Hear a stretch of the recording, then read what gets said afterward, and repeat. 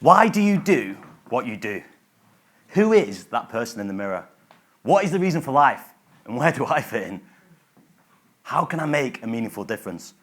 These are just a few of the questions that I've asked myself over the years. I'm Krish Patel, and I'm on a journey to be one of society's walkers and not just society's talkers. My aim is to show you that each of us have a unique connection to everyone around us, and to remind you that one person can change the direction of your life forever.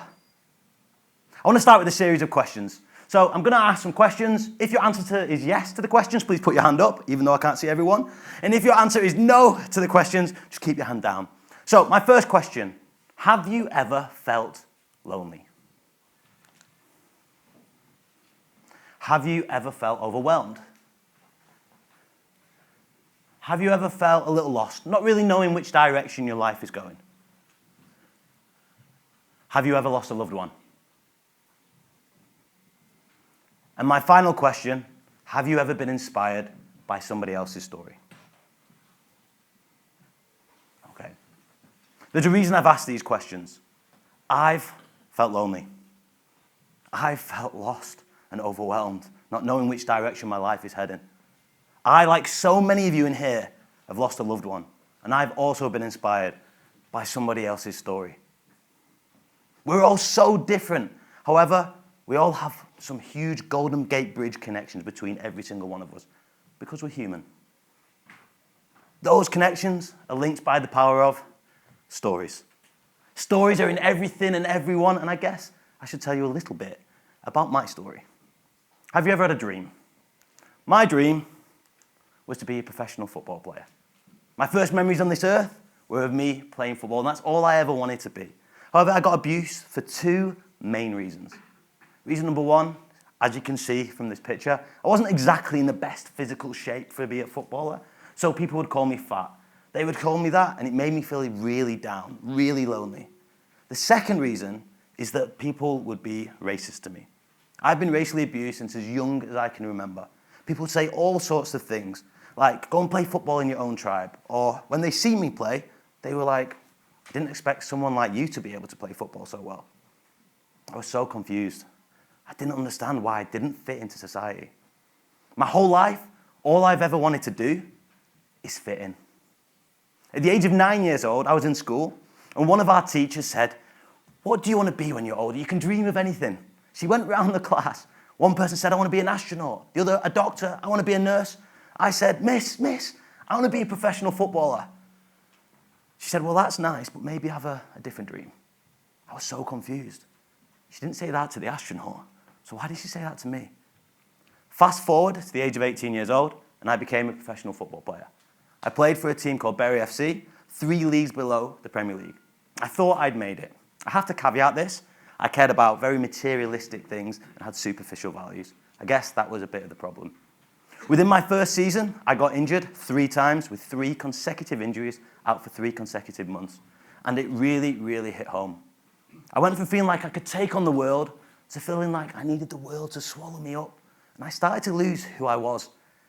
At the end of the season, the worst thing that could have happened to me, and I got released. That belonging I'd always sought was gone. I didn't know what to do. I started to go to the casino every afternoon to fill the void that football would have taken. And I really, really felt lost. I was looking for a football club for the next year, and then I got an email. And this email went, would you like to come over to California, playing football, close to the beach, living in a mansion on a full scholarship? I don't even think I closed the door behind me. I was like, Mum, Dad, I'm off to California, I'll see you in a bit. And I turned up to what I thought was the perfect escape route. However, not always was it seemed. When I turned up to California, I was 265 miles away from the beach that I thought I was being in Susanville, California. My scholarship was lied to, I didn't have one. There was 50 players for a 23-person team, and I was living in a 3-bedroom house with 10 other people. This isn't what I signed up for, and I was not happy. Have you ever met someone who's always happy, always positive, annoyingly so? A little bit like me right now, probably. Okay. Well, for me, that person was Gabby. And Gabby was in our football team. He was from Brazil. He spoke a little tiny bit of English. He was living in the basement, and he wasn't in the starting team. Now, Gabby was so happy. I couldn't stand Gabby. He really got to me. One day I said to Gabby, after telling him to get away from me and not to speak to me, I said, Gabby, I am going back to Bolton. I've had enough of it here in Susanville. He stopped, looked me in the eyes and said, Krish, if you keep running away from your obstacles, you will never overcome anything in your life. Gabby didn't speak to the Krish Patel that you see here today. He spoke to the best version of Krish Patel, to the potential that I didn't even know existed. Gabby changed my life forever. Gabby introduced me to Nichiren Buddhism. Growing up, I wasn't particularly religious. However, he introduced me to a community of people whose core philosophy was to nurture potential. All I'd ever wanted to do was to fit in. And these Buddhists really showed that actually it's more about connection and community rather than the tribe that I'd always sought. When I graduated from my degree in business, I started getting people messaging me. Then they started to talk to me. They started asking questions and then creating a space for themselves. Friends of friends, teachers, all sharing with me their mental health struggles, the fact that they were feeling suicidal, they were self-harming, and I started to ask why. I was Krish, the guy who cared about materialistic things. What can I do for these people? Then I realized I'd changed. I had done unknowingly what Gabby had done for me and created a space to see the potential in others. It was amazing. I started to help people in my community and it felt amazing. But now I started to think, maybe I can do something for people outside of my community. So I asked myself a question. What do I hate doing? The answer, running. So I decided to start a campaign called the Road to Uganda, where I would raise money for people in Uganda. What I would do is I would run 115 miles, 4 marathons in 4 days from the northwest of England to the northeast. And then what I did is I went over to Uganda. I ended up raising over £10,000 in the process and started volunteering in Uganda with homeless children in an orphanage, coaching football and with children with disabilities. It opened my eyes to a whole new way of life, one that I didn't know previously existed. In one of the villages that I was in, there was a load of children that were there, and they weren't going to school. So I spoke to the head teacher. Why are these children not going to school? He said to me, well, Uganda's really, really hot, and it has sudden downpours of rain. So actually, we don't have a safe place for them. That was it. The money that I had raised was going to go towards supporting those children. It took over 2 years. I was project managing it from the USA, but we ended up building a schoolhouse, to educate 150 children per term in Uganda, in Garuga, Uganda. I couldn't believe it. I was so naive. I had no idea what I was doing. Just one big determination to make a difference and to learn as much as possible along the way. It was something that completely was huge. People didn't recognize me when I came back. Then I found myself back in Bolton. I didn't exactly want to be back in Bolton, but I was. And I went into Manchester, and I saw homeless people on every street corner. And I started to ask the questions why. Is it their fault? Is it the government's fault? Am I responsible? Who's responsible for this problem? Then I have a friend who has a homeless outreach group here in Manchester called Brew Power. They're out every Wednesday, not to try and save the world, but to connect to people via the means of a cup of tea. So I went out with them, and I was blown away. These people, drugs, alcohol, crime, no, I'd completely forgotten something, that they were human, just like me. I'd massively forgot that fact. Homeless person? No, a person who happens to be homeless. I now run that homeless outreach group. We're out every Wednesday connecting to people of the streets of Manchester. However, I started to get abuse. People would come to me saying, Krish, you can't teach an old dog new tricks. Or, if they're not willing to help themselves, Krish, who do you think you are trying to help them? I saw there was a big gap between the homeless person and the society that walks past. So I asked myself, maybe there's something I can do. So in 2019, in January, I had another moment, shall you say, when I decided I would swim all 16 major lakes of the Lake District National Park, which added up to 53 miles. I'd never swam outside before, and the aim was to help homeless people go from the streets back to their feet. It was something I was really had no idea what to do, but I did it. September the 8th, 2019, I swam the longest lake in England, Lake Windermere, all 11.7 miles. It took me over 9 hours. Just to caveat, it's not actually 11.7 miles, just that I can't swim in a straight line. But it was amazing. I ended up helping over 36 homeless people with an amazing charity here in Manchester called the Booth Centre go from the streets into an employment program. I was getting messages from people all over the world saying how incredible the work that I was doing was, but I didn't feel it. I was working a job that I didn't particularly enjoy. I lacked meaning, I lacked purpose.